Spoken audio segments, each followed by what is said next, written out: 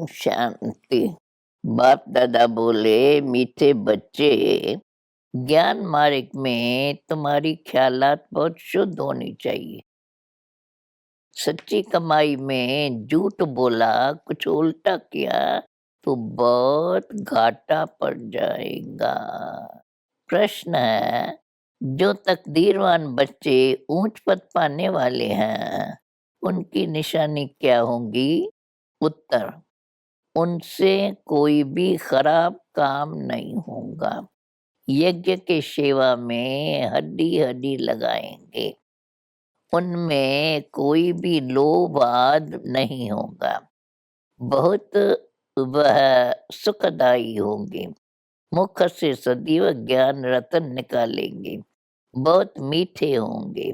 वह इस पुरानी दुनिया को जैसे देखते हुए भी देखते नहीं। उनके अंदर यह ख्याल नहीं आएगा, जो तकदीर में होगा देखा जाएगा। बाबा कहते ऐसे बच्चे कोई काम के नहीं। तुम्हें तो बहुत अच्छा पुरुषार्थ करना है। अभी गीत है, हमारे तीर्थ न्यारे हैं। ओम शांति। यह भक्ति मार्ग के गीत है। तुम जानते हो हमारी महिमा हो रही है। भक्ति मार्ग में महिमा गाई जाती है और प्रार्थना की जाती है। ज्ञान मार्ग में यह प्रार्थना और भक्ति नहीं की जाती है। ज्ञान माना पढ़ाई। जैसे स्कूल में पढ़ते हैं, पढ़ाई में एम ऑब्जेक्ट रहती है। हम ये पढ़कर फलाना पद पाएंगे, यह धंधा करेंगे, कहीं सीखते हैं, ऐसी ठगी करेंगे, पैसा कमाएंगे। बहुत पैसे के लिए ठगी करते हैं। इसको भी भ्रष्टाचार कहते हैं। लूट मार भी करते हैं। गवर्नमेंट की चोरी करते हैं। धन कमाकर अपने को सुखी रखने के लिए और बाल बच्चों को सुखी रखने के लिए, पढ़ाई शादी याद कराने के लिए। यहाँ तो तुमको पैसे कमाने की बात ही नहीं। ये है पवित्र पढ़ाई। बलग्रस्त व्यवहार में रहते हो, सिर्फ पढ़ना है। कहीं कहते हैं हमें पगार कम मिलती है, इसलिए ठगी करनी पड़ती है। क्या करें? परंतु इस ज्ञान मार्ग में तो ऐसी कोई ख्यालात नहीं होनी चाहिए, नहीं तो दुर्गति हो पड़ती है। यहाँ तो बहुत सच्चाई सफाई से बाप को याद करना पड़े, तभी पद पा सकते हैं। स्टूडेंट को पढ़ाई के सिवाय और कोई बात बुद्धि में नहीं रहनी चाहिए। नहीं तो हम भविष्य ऊंच पद कैसे पाएंगे? अगर उल्टा सुल्टा काम कर लिया तो फेल हो जाएंगे। सच्ची कमाई में फिर कुछ झूठ आद बोलने से, वह ऐसा कोई काम करने से पद भ्रष्ट हो जाएगा, बहुत घाटा पड़ जाएगा। यहाँ तो तुम आए हो भविष्य पदमपति बनने के लिए, तो यहाँ कोई भी गंदी ख्यालात नहीं आनी चाहिए।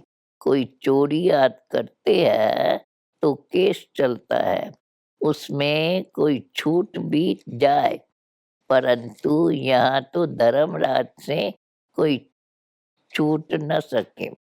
पाप आत्मा को बहुत सजा खानी पड़ती है। ऐसा कोई नहीं होगा जिसको सजा न खानी पड़े। माया गिराती रहती है, थप्पड़ मारती रहती है, अंदर गंदी ख्यालात चलती है।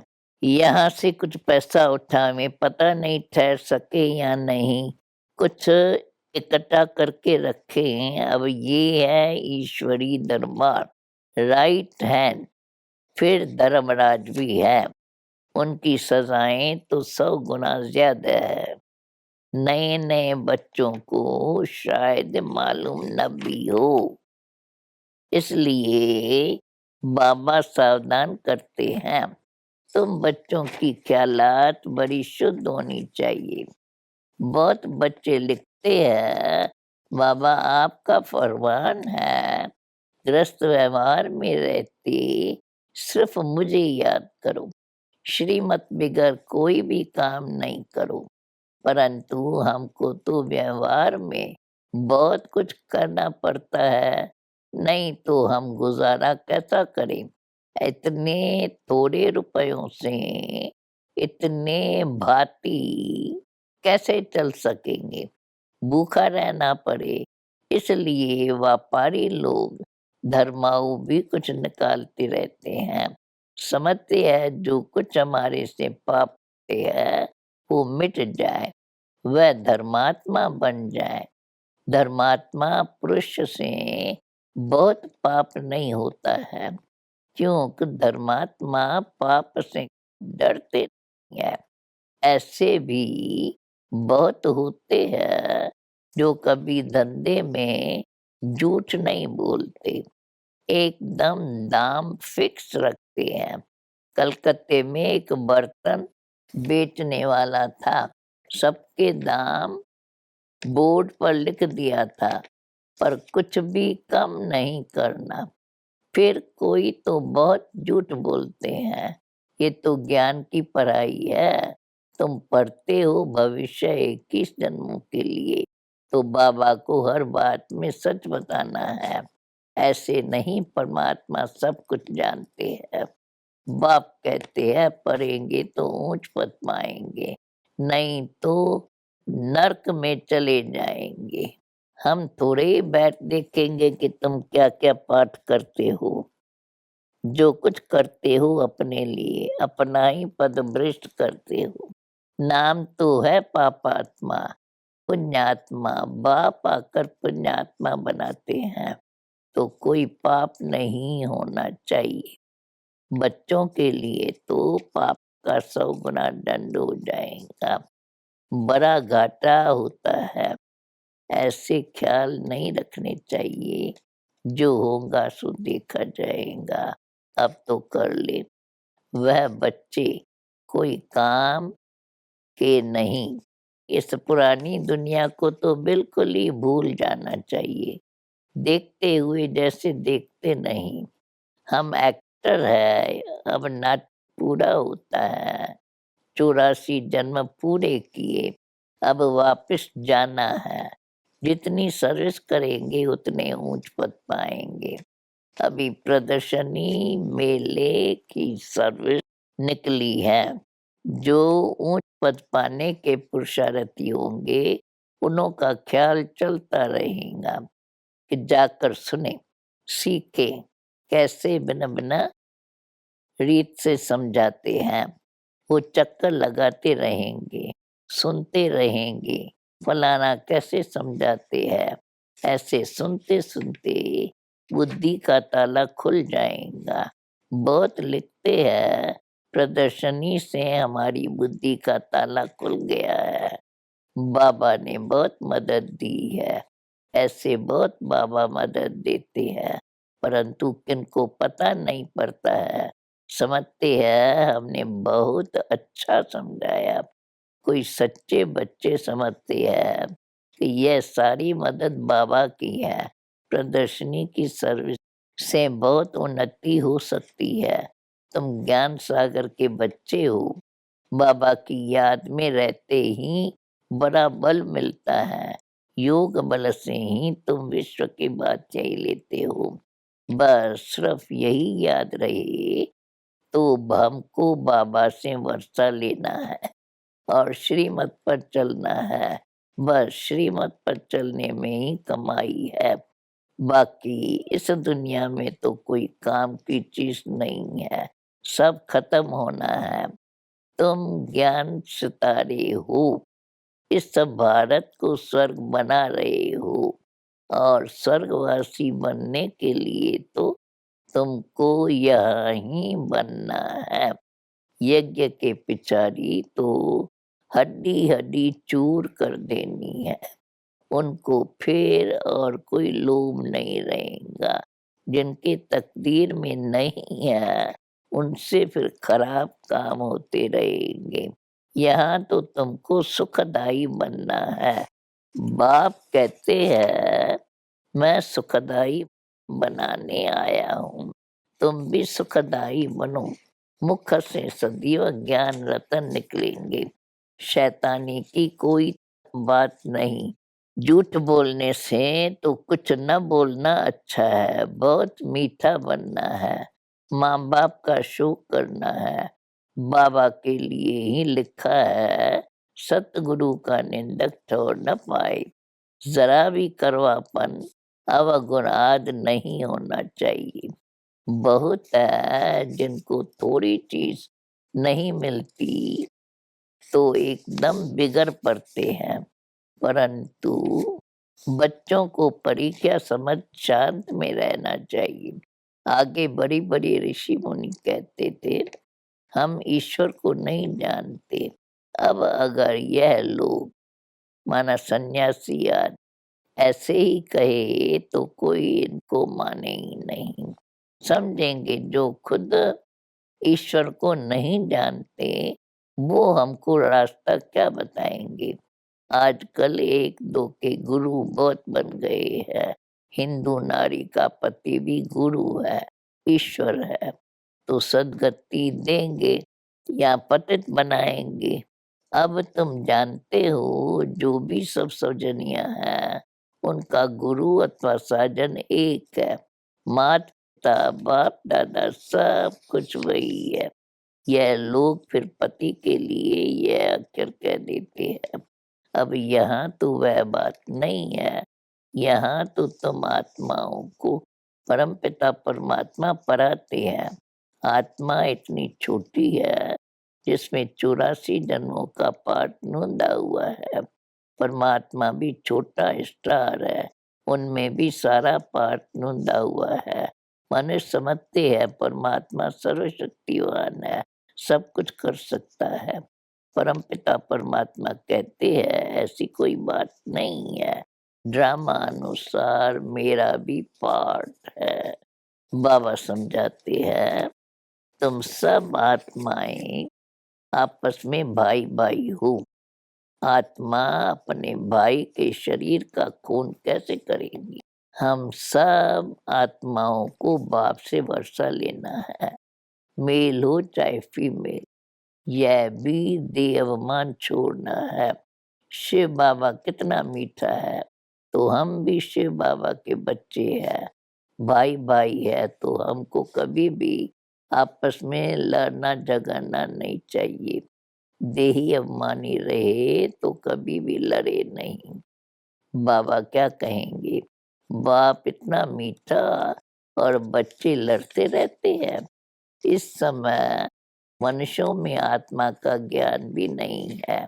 हम आत्मा परमात्मा की संतान है, फिर लड़े क्यों। मनुष्य तो सिर्फ कहने मात्र कह देते हैं, तुम तो प्रैक्टिकल में हो। बाप कहते हैं देह अभिमान को छोड़ो, हम आत्मा है, अब वापस जाना है। यही तात लगी रहे, पूरा पुरुषार्थ करना चाहिए। बाप जैसा मीठा और लवली जरूर बनना है, तब बाप कहेंगे सपूत बच्चा है, कितना लवली हो गया है। बाप कितना निरंकारी है, कहते हैं मैं तुम्हारा बाप टीचर गुरु सब कुछ हूँ। आधा कल्प से तुम मुझे याद करते आए हो कि बाबा आओ। यह मेरा भी ड्रामा में पार्ट है। पहले यह घड़ी याद नहीं थी, रीति पर टाइम देखते थे। यह साइंस से जो कुछ बन रहा है ये सब तुम्हारे लिए है। ये साइंस वाले कोई ज्ञान नहीं लेंगे, उनको आना ही प्रजा में है। महलात बनाने वाले तो प्रजा ही होती है, राजा रानी तो ऑफर देने वाले होते हैं। तो यह कोई गुम नहीं हो जाएंगे। बाकी चंद्रमा आदि पर जाना यह सब अति की निशानी है। साइंस भी दुख देने वाली हो गई है, वहाँ सुख की चीजें रहती नहीं। यह बाकी है थोड़े समय के लिए, टू मच में जाती है तो विनाश हो जाता है। बाकी सुख तो तुम भोगेंगे। मम्मा पापा कहते हो तो फॉलो करना चाहिए। तुम्हारे मुख से सदैव रतन निकलने चाहिए। कहते हैं पत्थरों ने गीत गाया, पहले तुम पत्थर बुद्धि थे, बाबा ने आकर तुमको पत्थर बुद्धि से पारस बुद्धि बनाया है। अभी तुम गीता का गीत गा रहे हो, बाकी वह पत्थर गीत नहीं गाएंगे। गीता को ही गीत कहा जाता है। तुम अभी परमपिता परमात्मा की बायोग्राफी को जानते हो। वो लोग तो कुछ भी अर्थ नहीं समझते हैं, रत्नों के बदले पत्थर ही मारते हैं। अब तुम्हारी बुद्धि में रतन है नंबर वन। कोई के मुख से तो हीरे मोती निकलते हैं, इसलिए ही तुम्हारे नाम पड़े है नीलम परी सब्ज परी। तुम पत्थरों से रतन अथवा पारिस बन रहे हो। अब तुम्हारा काम है जो भी आवे उनको समझाना। तो तुम्हारा परमपिता परमात्मा के साथ क्या संबंध है? जब तक इस बात का एक्यूरेट जवाब नहीं लिख कर दिए, तब तक बाबा का मिलना ही फालतू है। पहले बाप को जानो, तब समझें कि ब्रह्मा कुमारी किसकी पोत्रियां हैं। बड़ी ऊंची मंजिल है। 21 जन्मों की बादशाही गरीब से गरीब भी ले सकते हैं। विश्व का मालिक बनना कोई कम बात नहीं है। सिर्फ श्रीमत पर चलना, भगवान खुद कुर्बान जाते हैं बच्चों पर। 21 जन्मों की कुर्बानी करते हैं। कहते हैं विश्व के मालिक भव। जरूर बच्चों के मुख से रतन ही निकलते हैं, तब तो भविष्य में पूजनीय देवता बनते हैं। अच्छा, मीठे मीठे सिकिलते बच्चों प्रेत, माता पिता बाप दादा का याद प्यार और गुड मॉर्निंग। रूहानी बाप की रूहानी बच्चों को नमस्ते। अभी धारणा के लिए मुख्य सार, मीठा बनकर माँ बाप का शो करना है। करवापन जरा भी है तो उसको निकाल देना है। बाप जैसा मीठा लवली जरूर बनना है। दूसरी पॉइंट, कोई भी काम श्रीमत के बिना नहीं करना है। श्रीमत में ही सच्ची कमाई है।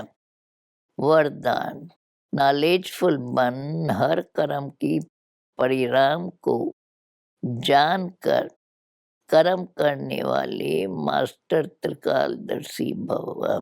त्रिकालदर्शी बच्चे हर कर्म के परिणाम को जानकर हर कर्म करते हैं। वे कभी ऐसे नहीं कहते कि होना तो नहीं चाहिए था लेकिन हो गया, बोलना नहीं चाहिए था लेकिन बोल लिया। इससे सिद्ध है कि कर्म की प्रेरणा को न जान भोलेपन में कर्म कर लेते हो। भोला बनना अच्छा है लेकिन दिल से भोले बनो। बातों में और कर्म में भोले नहीं बनो।